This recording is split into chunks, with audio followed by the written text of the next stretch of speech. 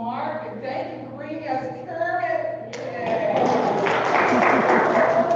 It's a wonderful message of reconnecting with the joy within us. And that's what our talk is about today. Choosing joy. But what do we mean when we say choose joy? What is joy? How do we find it? And what does choosing have to do with anything? We can find joy mentioned repeatedly in the Bible. Everywhere from the Hebrew Bible to the Apocrypha and everything between. Unity's co-founder, Charles Fillmore, spoke many times about it. And you can find and listen to some of those talks on a wonderful channel called truthunity.org. The actual recordings are there. You can play them for yourself. Just search on joy, see all the hits you get. Joy is also discussed in the writings of Buddha and in the Quran. Joy seems to be universal. So what is joy? How do we define it? Webster's dictionary defines joy as the passion or emotion excited by the acquisition or expectation of good. So we have two components there. Passion and the expectation of good. How many of us feel our passions daily? How many of us truly expect good things to happen? Now, since in Unity we also look at things through the metaphysical lens, Charles Fillmore metaphysically defined joy in the following way, quote, metaphysically, joy can be said to be the universal idea of exaltation. It is a spiritual quality expressed through man as an attitude of mind and a buoyant feeling of the heart. Joy is the welling up and bubbling over feeling that man experiences when he is in rapport in all ways with life, his fellow man, and his God. There is an inner joy not expressed in emotionalism. The joy that Jesus Christ spoke of when he prayed that my joy may be in you and that your joy may be full. So, joy is an exaltation within us, an attitude of mind, and a buoyant feeling of the heart. Buddha says, when the mind is pure, joy follows like a shadow that never leaves. Now, you may also have noted in these definitions that no mention is made of outside circumstances. Apparently, outside circumstances don't really matter when it comes to feeling joy. And how can that be, you might say? I have had days when my world was falling apart, when nothing seemed to go right. I have had awful diagnoses from doctors. I have had bills piling up all around me. I have had pain and suffering beyond belief, etc. How am I supposed to be happy with all that? There's a simple answer to that.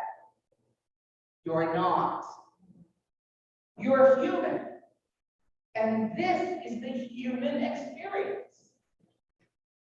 And sometimes things don't always go the way you want them. And we're not happy about it. But you'll notice through all this talking, I have not used the word happiness. I have used the word joy. And I have done that very deliberately. Joy and happiness are two very different things. Happiness is ephemeral. Joy is deep and lasting. Happiness is based on outer circumstances, large or small. Joy is based within. Happiness is in many ways out of our control. Joy is something we control, that we choose every day. So we can see that joy is not an outer thing, but an inner presence. This is what the early Jews referred to as sheshbazah. I know a bunch of us haven't heard that word yet, but it means unassailable joy. It is part of the kingdom of heaven within us, that place of peace, love, and all good things from which we express our innate divinity. So we don't have to have things happen for us. We don't need to seek joy. All we need to do is realize what is already within us, to choose it every day. In fact, theologian Henry Newman says, joy does not just happen to us. We have to choose joy and keep choosing it every day. Charles Fillmore comments on the futility of trying to find joy outside ourselves. The true source of joy is God, and only as we enter into the consciousness of our oneness with the Father can we find real joy. True joy takes hold of man's consciousness when he awakens to the realization of his divine nature and the blessings that accompany that realization. Many persons have been disappointed in their search for joy because they looked outside themselves for happiness, not realizing that spiritual fulfillment can come only from the presence within. This is not to imply that the things of the outer do not contribute to our joy and well-being. They do, but they take second place, and we are not dependent on them for true and lasting joy.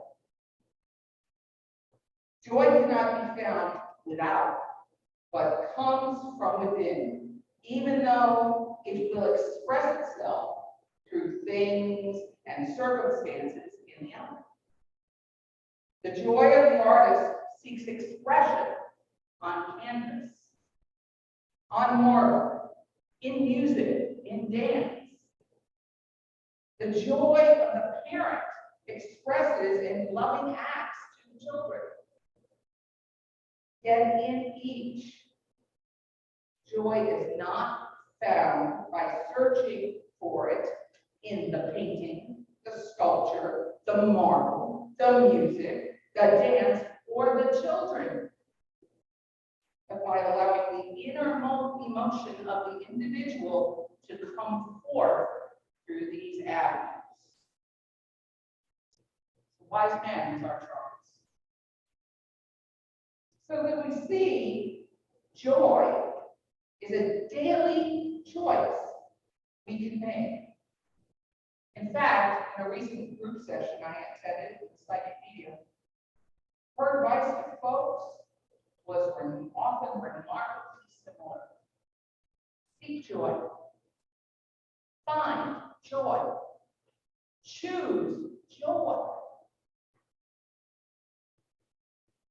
Russell Nelson, head of the Church of Latter-day Saints, we're going all over the board today, says, the joy we feel has little to do with the circumstances of our lives, and everything to do with the focus of our lives. we now ask in all practicality, how do we choose joy? What do we need to focus on? What specific actions can we take every day to choose joy? Well, once again, Charles gives us good practical advice. He uses an example from the Bible, a character named Isaac. Now, a lot of us with Christian upbringing have heard the story of Isaac, the son of Abraham, Abraham thought Jehovah was asking him to sacrifice Isaac. Jehovah then prevented Abraham from completing the sacrifice, explaining that he would never ask Abraham to do such a thing. Isaac grew up and became a leader among the Israelites. Not much is known about his adult life, except he dug a lot of little wells. Okay, what does that have to do with joy? Well, remember, we interpret Bible stories and characters metaphysically. So hear what Charles has to say about Isaac's metaphysical meaning. Isaac, his name means laughter, joyousness, representing the spirit of joy in man. And studying his history, we can find that he brings to our consciousness a faculty we all need to prize and cultivate. And with this interior spiritual discernment, to see how we may develop joy and laughter. Humor. I don't know how we get along in this life without a little joy. I don't know how we'd exist without the humorous side. Somebody has said that nature itself is the great big laugh of God. Everything is smiling. You have to smile inside yourselves before you can get the smile of the divine on the outside. The old Jews always considered Abraham, Isaac, and Jacob to be equal in stature. Because Isaac was historically kind of a non-entity, did not dampen their enthusiasm for him. They knew he represented some essential quality of mind, as do all the characters in the Bible. So when we study the real spiritual man, we find we have an inherent joy. And if we give ourselves up to that joyous experience, which comes to us when we are least aware of an outer cause, we find we have a real joy. You find people sometimes under very adverse conditions singing to themselves, joyous and happy, and don't know just why. These people are expressing the innate joy of spirit. The Isaac fall that comes from digging up these little wells of joy down deep in the soul. Another Unity teacher, Marianne Williamson, says it a different way. Joy is what happens when we allow ourselves to recognize how good things really are. That is the wonderful process with the old-fashioned name of counting our blessings. In modern Unity terms, we call it an attitude of gratitude. How can we be sad when the sun's shining on our faces? When someone smiles at us, we can choose to frown or we can smile back. Who hasn't sometimes been delighted to see a gorgeous flower in full bloom or to smell its delicate fragrance? Everyone has happy moments in their lives, no matter how small. It's up to us to recognize, appreciate, and store those happy moments like pearls on a string, to be taken out and remembered and caressed during times that challenge us. It's It's a matter of finding moment by moment things to be grateful for. For instance, I'm grateful in this moment to have comfortable shoes on. Life is good. When my feet don't hurt, my whole body relaxes. And I'm just smile. So someone out here, tell me something else they're grateful for right now. Health. Health. What else? Grandchildren. Grandchildren. What else? My family. What else? Oxygen. Such an essential thing, and we don't hardly think of it enough. What else? Say fall. Fall is here. What else? Music. Music. Our musicians, yeah.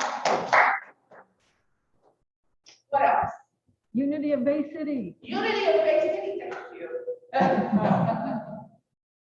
Look at all these things we have to be grateful for. I can be grateful for my next breath. I can be grateful for the smell of a good cup of tea. I can be grateful to walk out and see those gorgeous leaves all around me. Beautiful. All these things to be grateful for. I just smile a little bit, just a little. Don't you feel joy bubbling up from within you? And if there's something within you that you don't like, that you'd rather not have there, all that joy has refreshed you and given you the energy to tackle that something within yourself gently and peacefully to affect the change you want to see out here with a change in here. We live from within to without. We change the world by first working on ourselves.